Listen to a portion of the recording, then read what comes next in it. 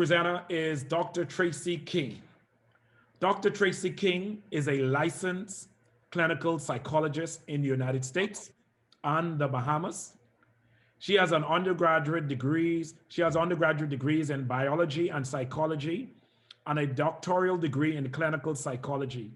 She has over 15 years of experience and is the owner of the Thriving Haven LLC. Dr. King is dedicated to providing quality mental health services that enhances the well-being of all those involved. She is also devoted to the advancement of the mental health field, both locally and internationally. Dr. King is the current president of the Bahamas Mental Health Association and serves as a board of director with Lead Institute. Let us put our hands together and welcome Dr. Tracey King. Hello, everyone. Thank you for allowing me this opportunity to talk about mental health. As some of you may know, and I'm just going to say, I am very passionate about mental health. So any opportunity I'm given to talk about any issues, I'm always grateful for. So thank you, Troy, for inviting me to be a part of this very important and timely symposium to really address the issues that seems to perpetuate in our society and throughout the world of silos, and recognizing that we need to break down the silos in order for us to move forward in a lot of important areas, especially in mental health. So I usually want to start with just a general idea of what mental health is. This definition comes from the World Health Organization, and it highlights that, in essence, mental health is something that is a part of all of us, that it is our ability to navigate through life and manage the demands that we have in a healthier way, so that we're not struggling on many instances, that we are comfortable with ourselves, we have positive feelings, and just the ability to deal with our demands at work, at home, and just in our general life. And mental health is something that affects us all. As we grow up, we have various issues, from children to adolescent to adults to the elderly. Mental health affects all age ranges, all persons from over the world, and is not something that is just a child issue, an adult issue, or even an elder adult issue. It is an issue that happens with us throughout our periods of life, from beginning to end. And therefore, it's very important for us to pay attention to. And I always highlight the point that mental health is not really seen as something that is important. But I always want to take the opportunity to kind of indicate that mental health and physical health are entwined, that they both affect how we interact with our life, how we feel, how we think, and how we overall behave in various aspects. That there are factors that affect both biological, psychological, and social factors. And I put this on the slide because I want persons to recognize that mental health has a lot of similarities when it comes to physical health. But when we talk about mental health, for some reason, that there's this disparity of the importance between physical health and mental health. And I've just been on this kind of journey and advocating so that persons could recognize that mental and physical health go hand in hand, that we can no longer have the conversation of health without mental health. So in this conversation of silos, it is highlighting also the fact that we need to incorporate mental health in many different aspects, because mental health is not just about one individual, but many parts of society. It filters into what happens at home. It filters into what happens at work. It trickles into even the justice system, looking at seeing the statistics of persons with mental health issues in the prison system, etc. So mental health needs to be discussed on many different levels, but in the same vein of physical health. So we need to also invest just as much as we do in physical health with mental health. And just to kind of indicate the difference, So mental health, just like physical health, is a broad sense. It is where we are.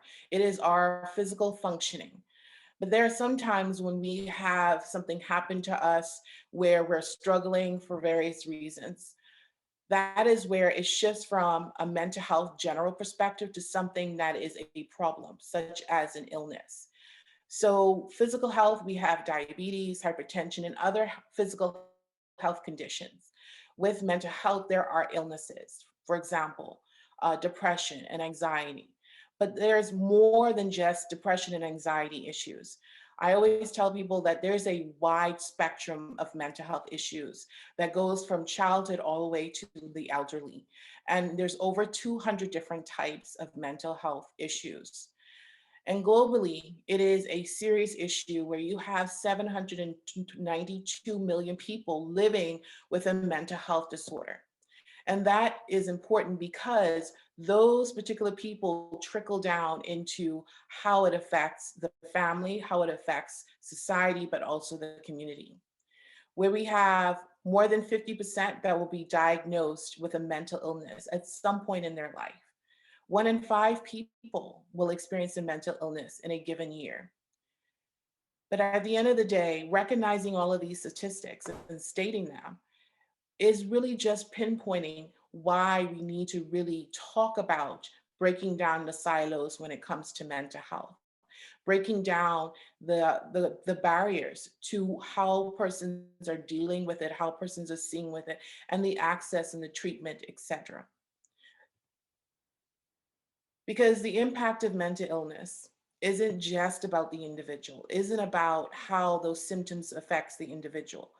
But when we see someone struggling with a mental health issue, that affects them, it affects their friends, it affects their peers, it affects society.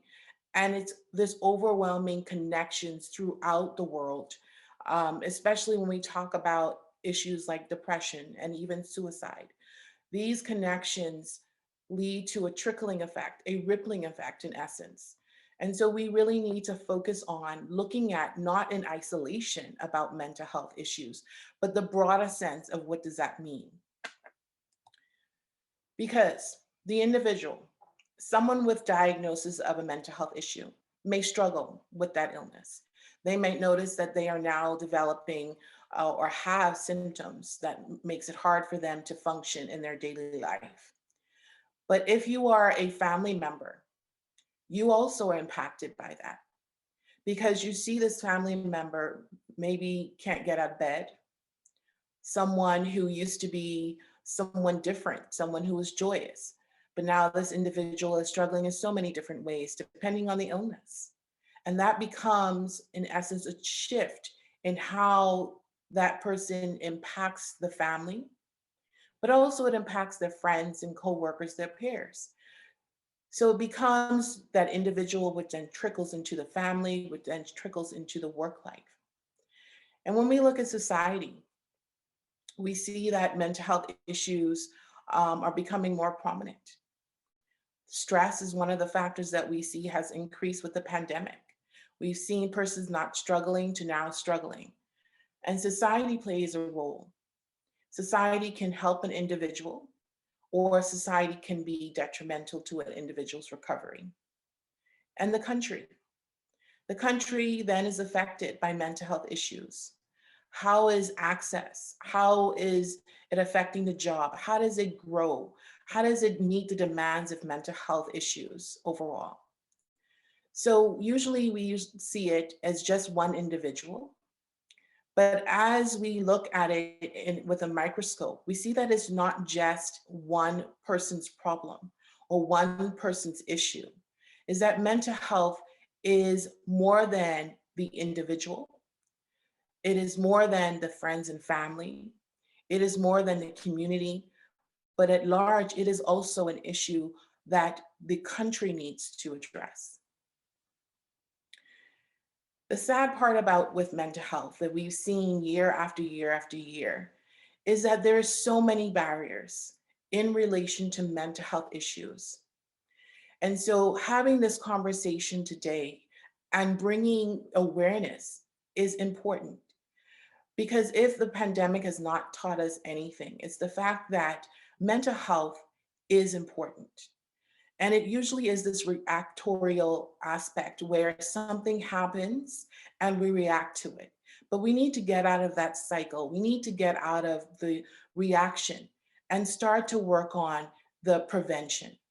And knowing that from this point that we're going to invest, that we're not going to allow the barriers to sustain itself like it has year after year after year, that this is a call to action, that the barriers may take time, but we need to be active and intentional in addressing those barriers.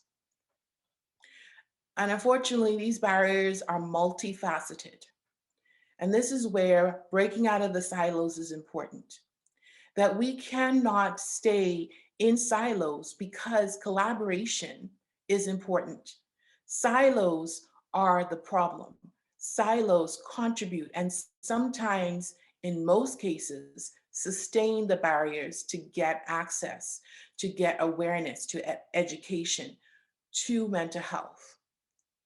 So awareness. Awareness is having these conversations. Awareness is paying attention to mental health, to not always put mental health in the background or close the door on it or leave it at the bottom of the totem pole or leave it not even on the table of discussion. That when we talk about various aspects of society, in education, in health, in corporate world, we have to start increasing the awareness because it's lacking in those areas. We have children that don't know what depression means.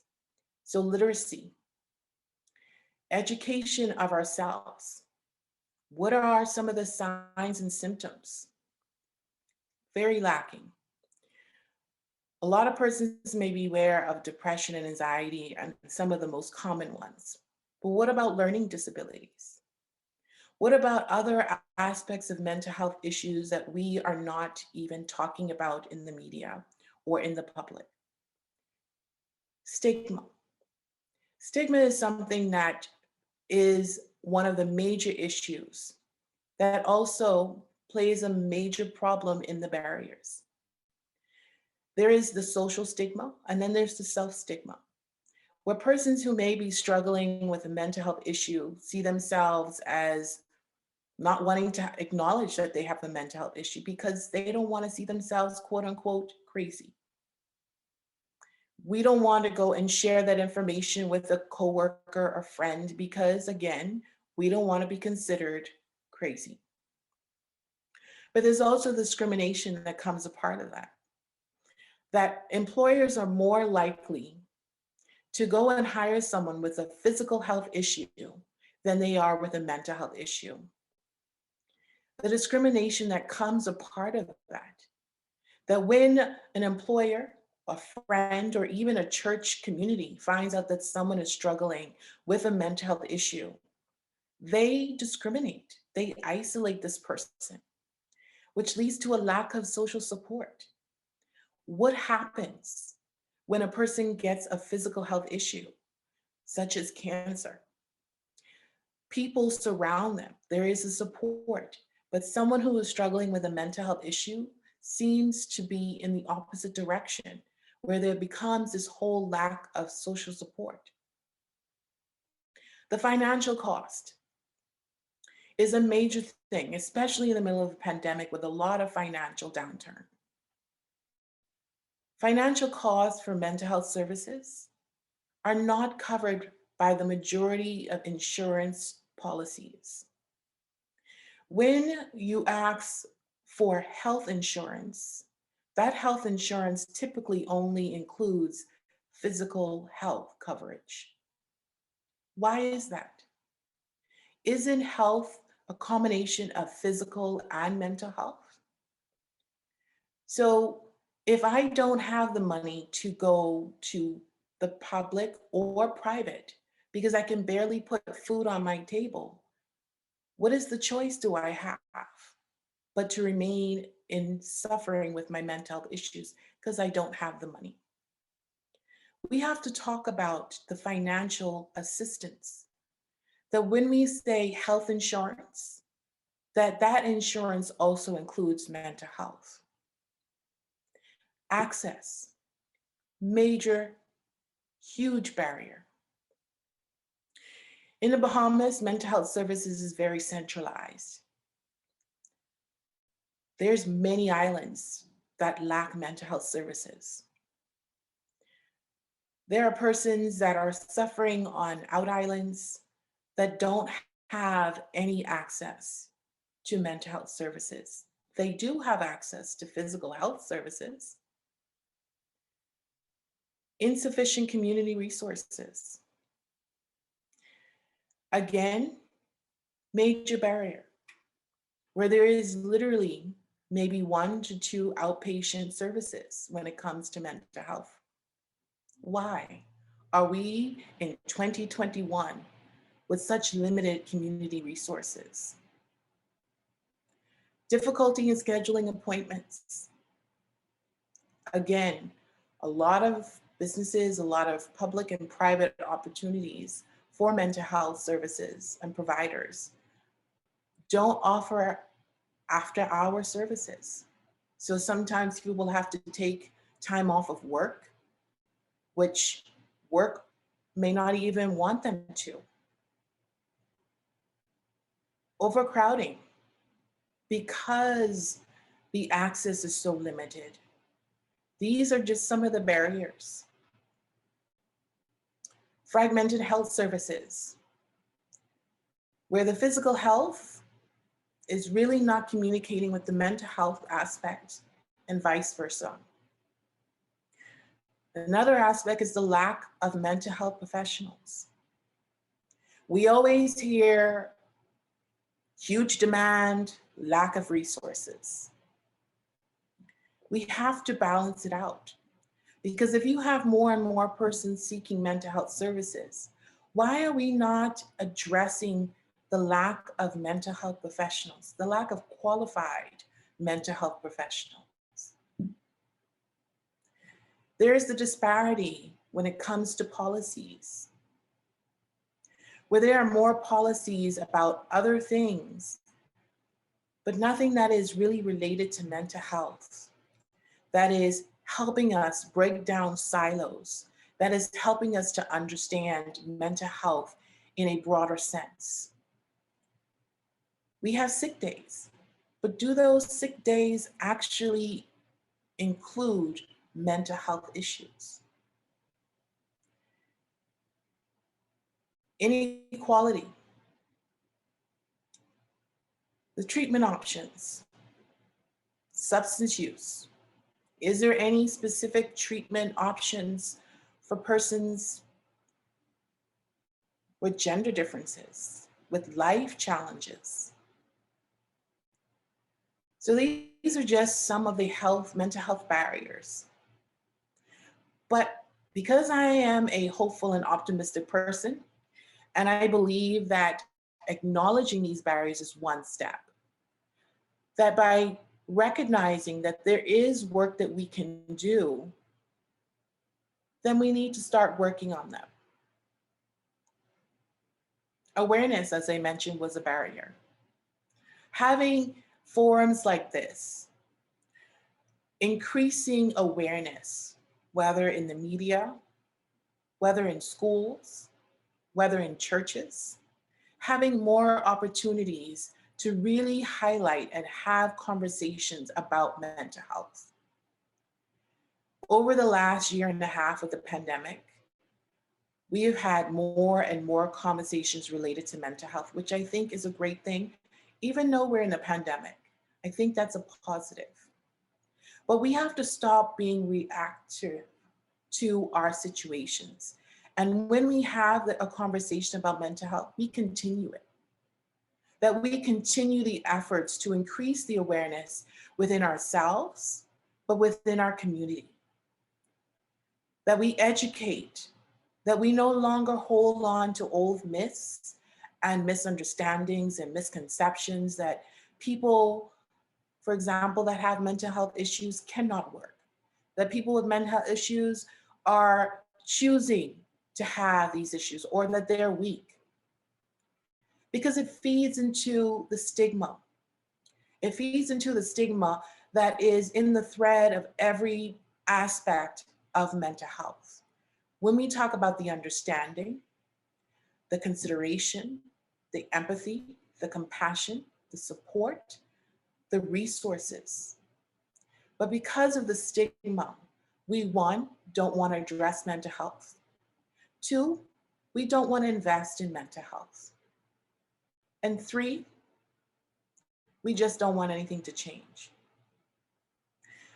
So it's encouraging ourselves to increase our awareness, to educate, but address and to strip away the stigma that seems to surround mental health. We have to encourage equality. Equality and looking at mental health as just as important as physical health, just as important as anything in our society, because it is connected. It's connected to a business, because if your employees are not doing well mentally, they're not going to be productive, that they're going to be taking a lot of sick days. If we don't invest in mental health, we will see persons struggling in every aspect of society. We see it in our justice system. We see it in our work environments. We see it in our churches. We see it in almost every aspect of our society. So we need to really encourage conversations, action, and breaking down the silos that mental health is not just in one little corner, but it touches us all. That there are ways that we can address mental health: primary prevention, secondary ways. There are so many different aspects of early warning signs. What are they? And when those signs happen to us or someone else, to be supportive, to say that these are the resources that's available, to create a supportive environment, a culture, not to say to someone who has or is struggling with a mental health issue that they're weak, that they can't do this, or that they have a choice in choosing to have a mental illness or to suck it up. Those are things that perpetuates persons suffering in silence. We have to really start creating a more supportive environment and culture, because mental health is a part of who we are. I always have this quote that has stuck with me for many years. Life happens to us and we react to how it makes us feel. At the end of the day, we are all human. And therefore, mental health is the human side of who we are. It's a human condition. That we should not discriminate, that we should not look at someone as weak because they're struggling. We have to address the fact that because of the stigma, we are lacking so much access. Because when someone is seeking help, it should be easier for them to get that help. That someone in our community should be able to pick up a phone, should be able to walk into a building, should be able to get access to the services that they need in an easier and responsive way. That we have to have persons understand and be trained not to treat people like they're less than because they're struggling with the mental illness. And the training is about HR persons. It's about law enforcement. It's about church personnel. Training in general of how to understand and how to interact with persons who are struggling. We can no longer remain in the silos because in order to address the issue, we have to think outside and, in essence, break down the walls of the boxes that we have built to be able to reach out to a corporate person, a legal person, a mental health professional, to talk about these issues and see it in different perspectives and to build the bridges that are necessary to have these open and honest conversations. That we can't remain in our ignorance, that we cannot remain in a constant state of status quo. Because if you look around, status quo has not helped us. Status quo in the silos has only hurt us repeatedly. And if we're willing and able, progress, positive progress is essential and is possible. Because what we've noticed in the last year and a half in this pandemic is that mental health issues are more than what we thought that they were. Our friends, our family members, our leaders, we're all struggling in this together. And at the end of the day, I don't want things to go backwards. So I am glad that we're having this conversation.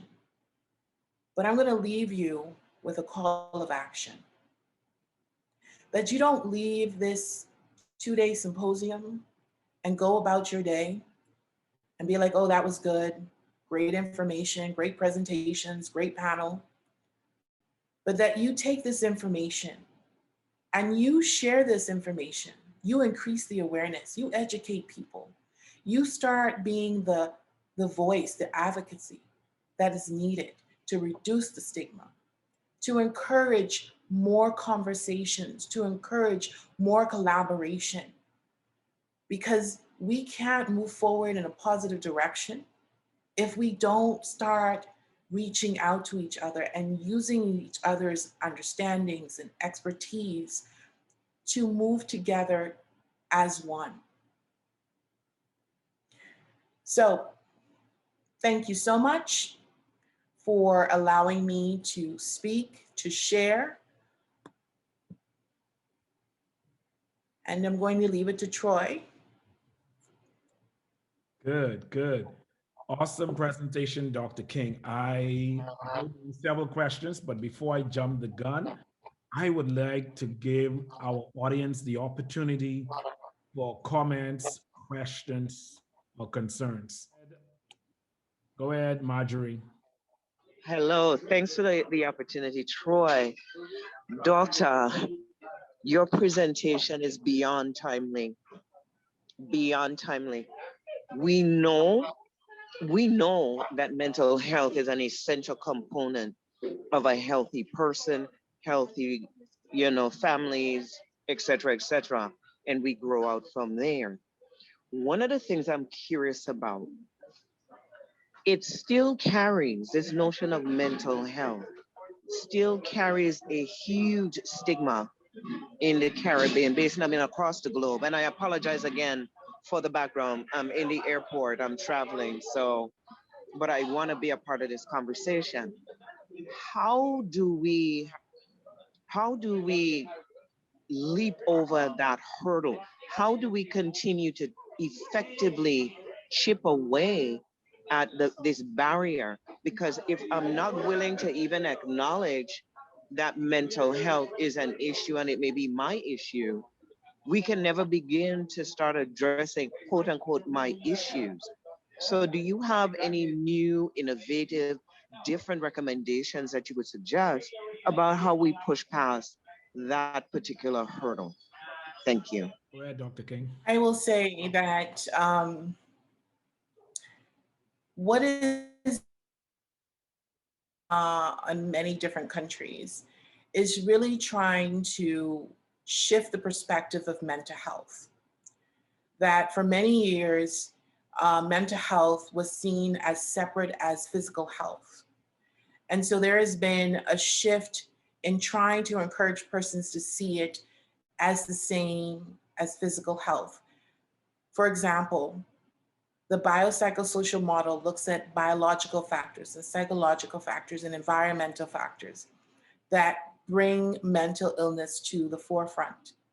And because of that biopsychosocial model, it also is the same 3 areas that impact physical health.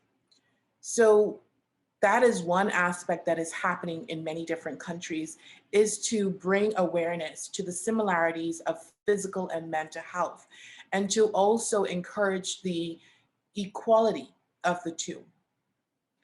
There is also the concept of having conversations. The conversations that we have, whether with your family, whether with persons in the school, such as mental health literacy, is bringing the awareness, having the conversations from various parts of society, is to address the stigma. Because the more that you conversate, the more people are educated about the importance, but also it brings to the misconceptions that people have about mental health issues.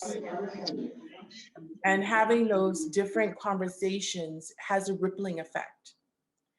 So it's not that I would say that these initiatives are new, but I think what is happening is that because they're only minute kind of conversations, that these conversations have to be at the broader level, but it's also an individual's motivation.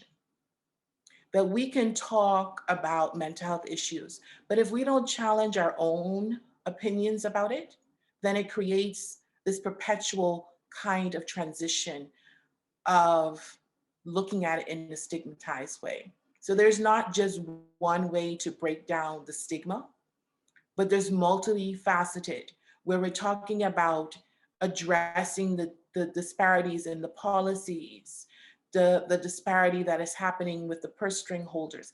It is something that has to happen in every facet, together, collaboratively. And a lot of things that I've seen, at least in my area, is looking at task force and the initiatives of those task force to address specific barriers. And by addressing those barriers that I shared, can also lead to decreasing the stigma. If you want to have more of a conversation about it, I will welcome it, because I think more brains are better than one. And that part of the whole thing about this initiative is collaboration, breaking down the silos. And I think if we can do a regional initiative to address stigma, I think it'd be a very good idea. So thank you so much for your question. Absolutely, and thank you for that response. And I will say to you that this is an area that I practice in as well, that I work in. Let me rephrase that. I was the counselor at Her Majesty's Prison in Antigua and Barbuda. And so, of course, mental health is front and center, mental health and wellness. But again, even over the years, I've seen that gaining traction can be challenging. And so I was curious about what best practices and strategies are being used by my colleagues and counterparts, and how best we can utilize those locally in the Caribbean to start mining and digging out those entrenched belief systems and policies and other perspectives that limit our ability to leverage the effectiveness and the power of a mental health informed approach to the work that we do. So thank you for that, and thank you for giving me the opportunity to even pose the question. You are an incredible asset. Thank you for what you do, and I look forward to collaborating. Thank you. Okay, we have a comment in the chat group from Lillian from Suriname. Dr. Tracey King, thank you for this awakening call. Incarceration can cause harm to mental health, but often the jail involved people are not treated because of the high cost for society. Government has a big debt to the Central Mental Health Institute. We in Suriname are still in this problematic situation. The prisons are also not built to classify the mental ill convicts. I believe that justice should work more with the community organizations and health homes. You want to respond to that before I go on? No, go ahead. Okay, we have Eloise. Awesome, Dr. King, I'm encouraged. Eunice Roll from the Bahamas Defense Force. Very informative, Dr. King. Always an awesome presentation. Mental health is so important and necessary in our society at this time. We have Elisa from the Bahamas. Great, Dr. King. How can we encourage empathy or acceptance of mental health in the workplace? Okay, so I'm going to address both questions. Thank you for going through those comments. So one thing that I want to highlight when we talk about prison is that mental health issues can be a contributing factor to the person's going into the prison system. For example, most persons that are in prison based on statistics do not finish high school. But there's also persons that are in prison that haven't been diagnosed with a mental health issues and was never treated for a mental health issue. And when we're talking about prison, we also want to add recovery and rehabilitation, that we just don't want to focus on punishment, but we need to look at the individual. What are the factors that may have contributed to their situation? Yes, a law was broken, but where's the human component to that? I know in the Bahamas, a prison doesn't really have a well-established psychiatric area. And I am an advocate for mental health, that we need to not just look at the punishment, but rehabilitation, to provide the necessary services, whether it's medication intervention or therapy, helping them to recognize what is happening within themselves. I know, Troy, you do quite a bit of work in that area, in the recovery component. And so I encourage, not just in the Bahamas, but also other areas of the Caribbean, to really look at how can we incorporate mental health services and mental health in general in our prison system. You wanted to say something before I go on to the next, Troy? Answer the question, because I have a few more questions. Oh, sorry. So in relation to compassion, it comes back to the original question about stigma. I think it is hard for individuals to really be empathetic and to be compassionate about persons struggling with mental health issues because there is a lack of understanding. And we need to have more and more conversations to break down, to be able to see or to understand what someone who is struggling with a mental health issue is dealing with. I know through the years, I have been a strong advocate for suicide prevention. And I know when I first started in 2014 in the Bahamas talking about it, people were like, suicide don't exist in the Bahamas. And I said, what do you mean? Like, I'm a mental health professional. I deal with it on a daily basis. And so it is through the various initiatives and conversations and being able to sit down with these individuals to kind of say, okay, and now we're so many years later, where you're seeing it really discussed in open forums. And so I think in relation to the compassion and empathy, it's about awareness, but also understanding of, well, mental health issues, and a person who is dealing with a mental health issue, they don't put a picture to someone. I always say, don't see the label, see the person. So that is what I would recommend in relation to compassion and empathy, more awareness and more understanding and conversations. Good. Dwayne Higgins. I'm not sure where Dwayne Higgins is from at this time. How do we address students' behavior that might actually be indicative of mental health issues? Say that again. How do we address students' behavior that might actually be indicative of mental health issues? So that is a multi-leveled kind of question. Um, One thing that I think is important is having some type of policy, some type of intervention, but also training. Training is essential. And then having something, a structure in place of how to deal with that. So if you recognize this, then what is the next step for this individual? What are the resources in order to address those issues? Um, I think would be important. Okay, and we have his last set of comments, and then we have to move on to the other speaker. We have Ellen Jordan. Interesting to do a regional event to promote the awareness. And to that, I do think during the month of May, Dr. King, we're supposed to be putting on from the Bahamas Mental Health Association perspective, we're supposed to be doing some events. And I do believe that we do intend to make it regional. Mhm. Okay, good. We have Linda Wallace. Awesome job, Dr. King.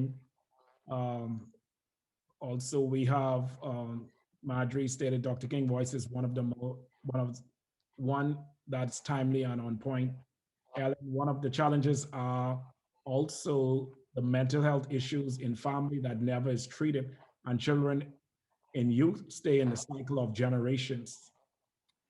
The criminal justice, Marjorie, the criminal justice system definitely needs an overhaul where mental health policy is concerned. And Lillian from Suriname, what I find is that simply that things can be done, such as encourage visits of families to imprison people and put mechanisms in place to identify inmates who are not visited frequently, taking steps to increase the frequency of visits.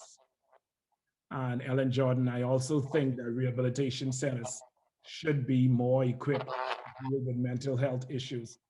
And because of time, Dr. King, I would not ask my question, but just a statement of somebody who was arrested on the news, a young lady, no past criminal record.